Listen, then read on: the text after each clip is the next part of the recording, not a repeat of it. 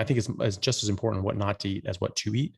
And so my hard rule is no plants, no sugar, nothing artificial. And that would go for sauces, seasonings, and drinks as well. So that's first of all, is just defining our terms and just getting on track from the beginning. And then another thing is like I mentioned, your hunger signals change dramatically when you're not eating carbohydrates. When your blood sugar goes up, like we said, your limit or your insulin goes up. Insulin derails your metabolic system and a lot of processes in your body. Actually, one of those is your hunger signals.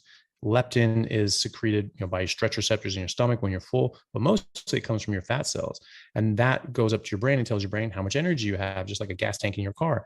And so now you're blocking that with insulin. So now it looks like your gas tank's on empty all the time, and you're freaking out. And you're like, oh my God, do I need to stop for gas?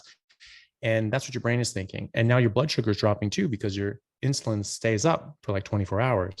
And so your brain looks at this and gets a signal that you have zero energy reserves and your blood sugar is dropping. So you get a panic signal that says, if you don't eat now, you will die. And so you eat and you eat and you overeat. When you're not eating carbs and sugar, you're not getting these pathological signals that you're starving to death and you have to eat. So hunger feels very different and it's much more subtle. And you have to relearn your hunger signals. That's why I go by taste. If meat tastes good, your body's giving you a positive feedback, says, eat more of this. This is good for you. It will stop tasting good.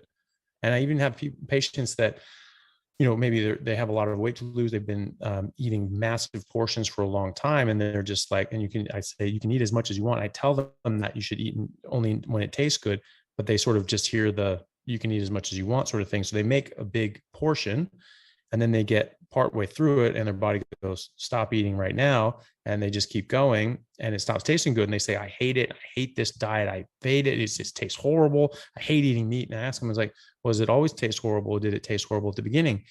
And some of them like begrudgingly will admit that, well, actually it tasted really good. But then halfway through, it stopped tasting good and they had to force feed themselves to go through. And I said, of course, that's your body telling you that you don't need to eat it, that you're done and that you should stop. And that's where that intuition comes from.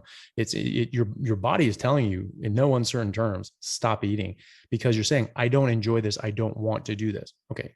So don't do it. But that's when you should stop.